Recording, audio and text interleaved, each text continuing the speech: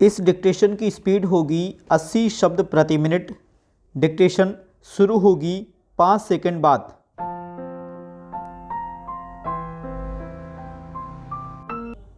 Start. Ukraine ने रूस के साथ चल रहे संघर्ष पर विराम लगाने के लिए भारत के सुझाव शांति फॉर्मूले पर भरोसा जताया है। इन दिनों यूक्रेन के विदेश मंत्री भारत की यात्रा पर हैं और उन्होंने भारतीय विदेश मंत्री के साथ बातचीत में द्विपक्षीय सहयोग और समग्र संबंधों को मजबूत बनाने की प्रतिबद्धता दोहराई।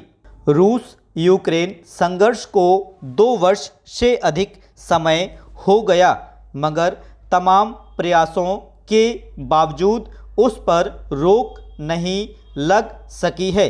किसी न किसी बहाने कुछ अंतराल पर रूस हमले तेज कर देता है।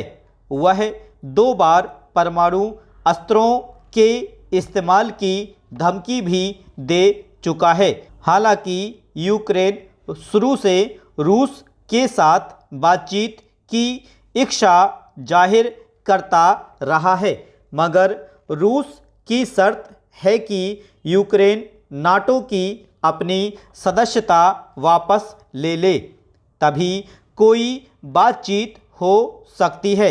इस मामले में भारत ने भी कई बार दोनों देशों के राष्ट्रपतियों से प्रत्यक्ष रूप से और फ़ोन पर बातचीत की है।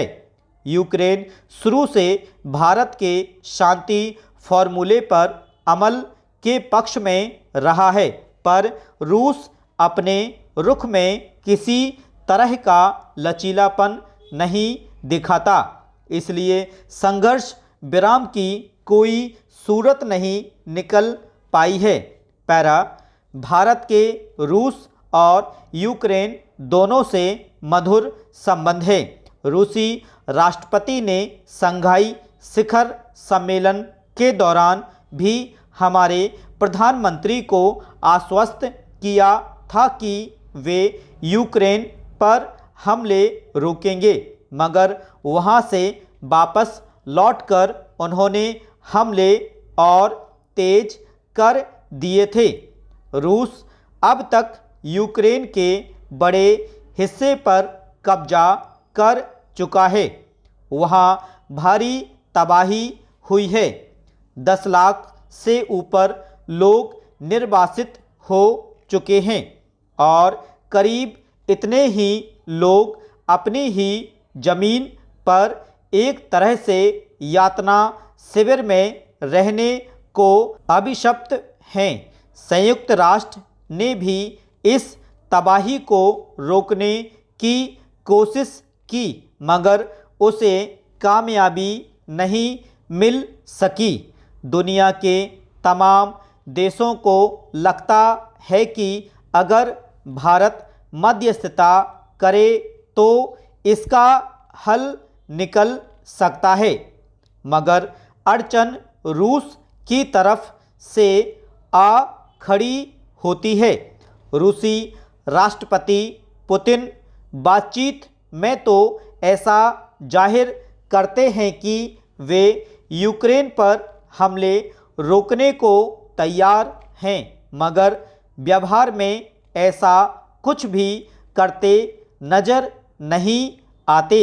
दरअसल यूक्रेन पहले रूस का ही हिस्सा हुआ करता था, पर अलग होकर स्वतंत्र देश बन गया था।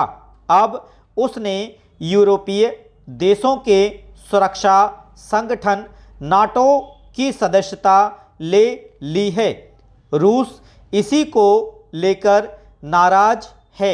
उसे लगता है कि इससे यूरोपीय देश बिल्कुल उसकी सीमा पर आ खड़े हुए हैं।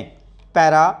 रूस ने यूक्रेन को नाटो की सदस्यता लेने से रोका था, पर वह नहीं माना। उसे अपनी सुरक्षा सर्वोपरि नज़र आती है। अब रूस की शर्त है कि यूक्रेन नाटो की सदस्यता छोड़ दे, मगर यूक्रेन इसके लिए तैयार नहीं है। ऐसे में यह समझना मुश्किल है कि अगर यूक्रेन भी अपने फैसले पर अडिग रहेगा और रूस भी अपनी शर्तों पर अड़ा रहेगा तो शांति का फॉर्मूला लागू कैसे हो पाएगा।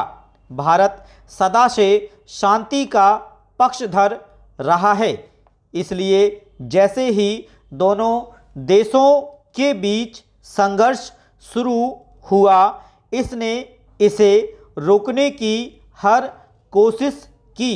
वह दोनों देशों के बीच मध्यस्थता को सदा तत्पर है, मगर शांति के लिए जरूरी है कि दोनों पक्ष अपने रुख में लचीलापन लाएं।